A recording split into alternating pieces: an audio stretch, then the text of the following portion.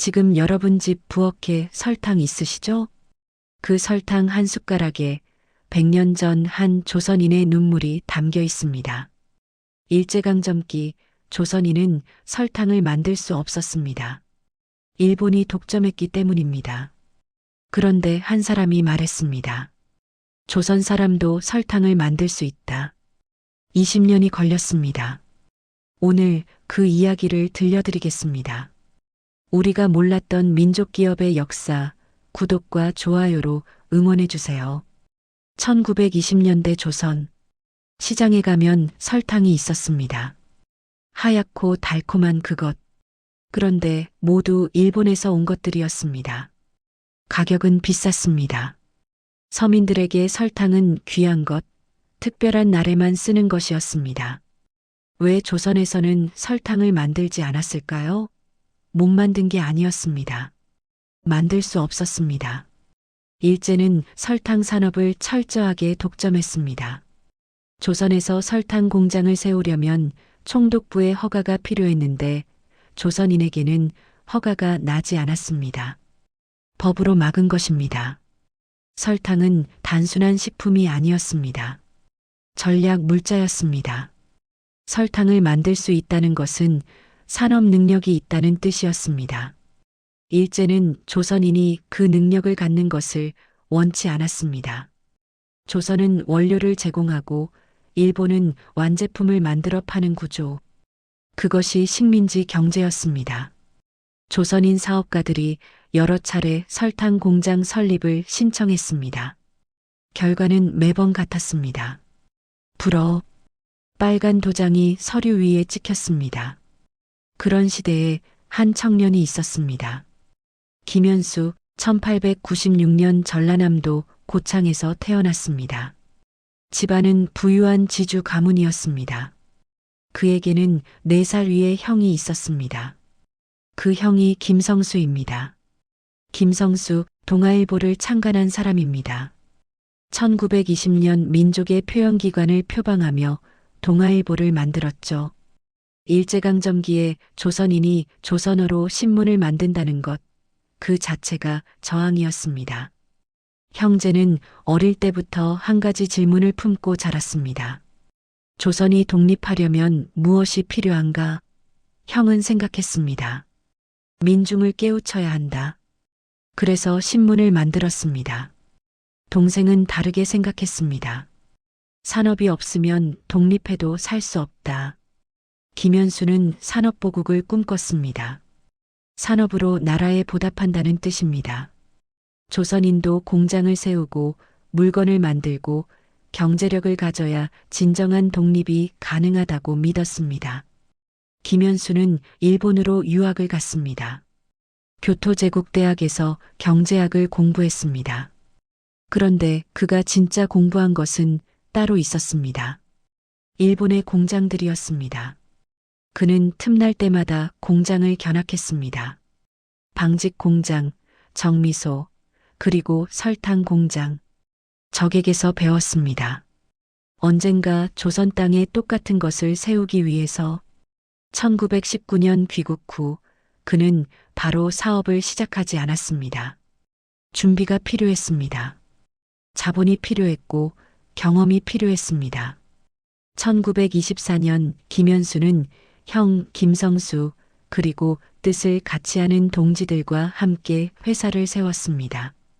이름은 삼수사, 물수자를 3번 썼습니다. 나중에 이 회사가 삼양사가 됩니다.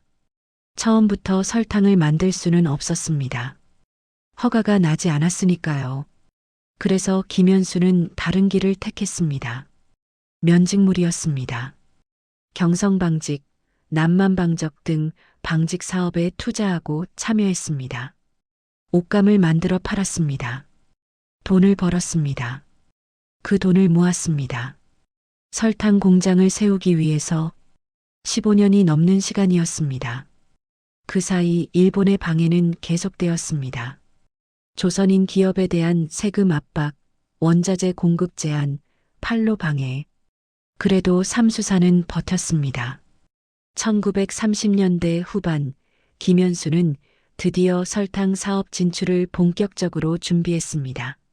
설계도를 그리고 기술자를 모으고 사업 계획서를 썼습니다. 그리고 총독부에 다시 허가 신청을 넣었습니다. 이번에는 달랐습니다. 1930년대 후반, 일제는 전쟁 준비로 바빴습니다. 중일 전쟁이 터졌고 곧 태평양 전쟁이 시작될 참이었습니다.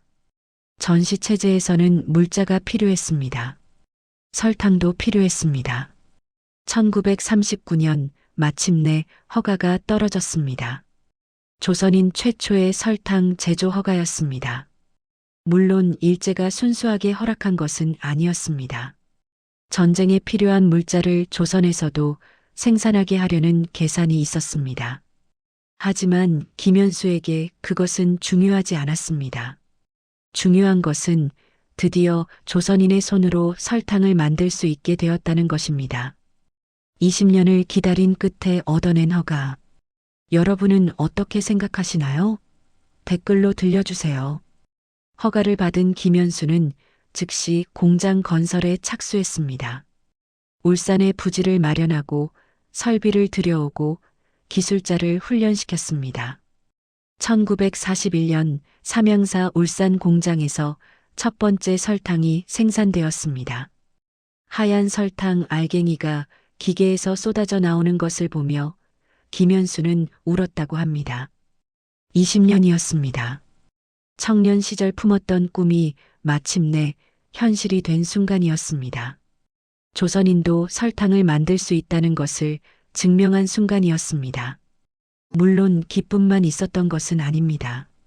이미 태평양 전쟁이 시작되었고 생산된 설탕의 상당 부분은 군수 물자로 징발되었습니다.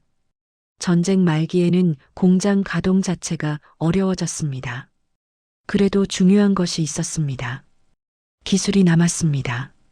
경험이 남았습니다. 조선인이 설탕을 만들 수 있다는 사실이 증명되었습니다.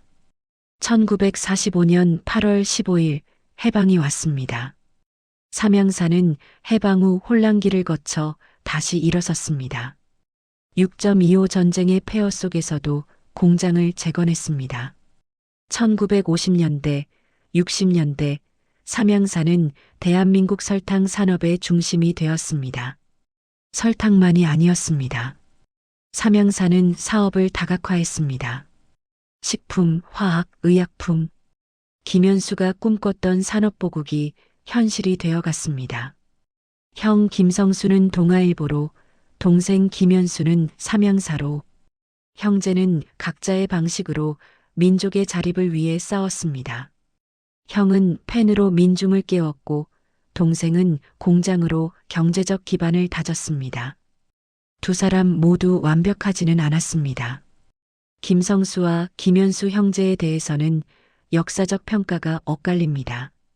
일제 말기 전시 체제에 협력한 부분이 있었고 이로 인해 친일 논란도 있습니다. 이것은 사실입니다. 역사를 다룰 때는 공과 과를 함께 봐야 합니다.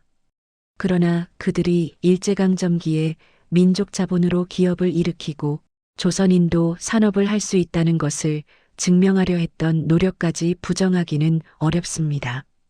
역사는 단순하지 않습니다. 2025년 오늘 삼양사는 여전히 존재합니다. 마트에 가면 삼양 설탕이 있습니다. 100년 전 한 청년이 꿈꿨던 그 설탕입니다. 김현수는 1979년 세상을 떠났습니다. 그가 남긴 것은 회사만이 아니었습니다. 조선인도 할 수 있다는 증거를 남겼습니다. 생각해보면 설탕이라는 것은 참 작은 물건입니다. 부엌 한쪽에 늘 있는 별것 아닌 것처럼 보이는 것. 그런데 그 작은 것 하나를 만들기 위해 100년 전 조선인들은 20년을 싸워야 했습니다. 일제는 막았습니다. 조선인은 버텼습니다. 그리고 결국 만들어냈습니다. 오늘 음식에 설탕 한 숟가락을 넣을 때 잠깐 생각해 주십시오. 이 달콤함이 얼마나 쓴 역사를 거쳐왔는지를. 형은 펜을 들었고 동생은 공장을 세웠습니다. 방법은 달랐지만 꿈은 같았습니다. 조선인도 할 수 있다는 것, 스스로 일어설 수 있다는 것. 그 꿈은 아직 끝나지 않았습니다. 일제강점기 민족기업의 이야기, 앞으로도 계속됩니다. 구독과 알림 설정으로 함께 해주세요. 다음 이야기에서는 또 다른 민족기업을 만나봅니다. 다음 편 조선의 맛을 지킨 사람들. 시청해주셔서 감사합니다.